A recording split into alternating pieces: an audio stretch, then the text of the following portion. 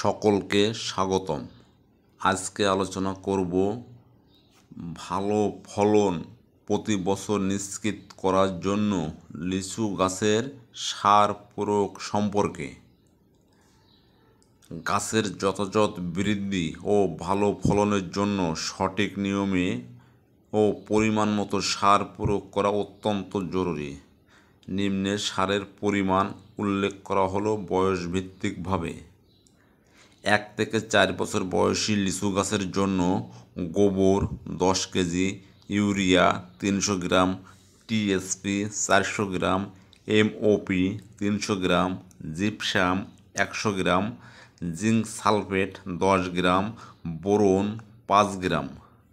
5 থেকে 10 বছর বয়সী লিচু গাছের জন্য গোবর 20 কেজি, ইউরিয়া 800 গ্রাম, টিএসপি 1 কেজি 200 গ্রাম, এমওপি 800 গ্রাম, জিপসাম 200 গ্রাম, জিঙ্ক সালফেট 20 গ্রাম, বোরন 10 গ্রাম।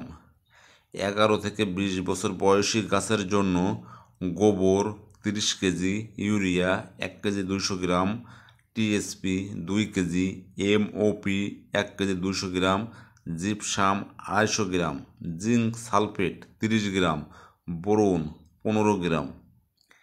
20 এর ঊর্ধ্বে গাছের জন্য গোবর 50 KG, urea 2 KG, TSP 3 KG, MOP 1.5 KG, gypsum 300 গ্রাম, জিঙ্ক সালফেট 50 গ্রাম, বোরন 20 গ্রাম। উল্লেখিত সার গাছের বয়স অনুযায়ী 3 কিস্তিতে লিচু গাছে প্রয়োগ করতে হবে।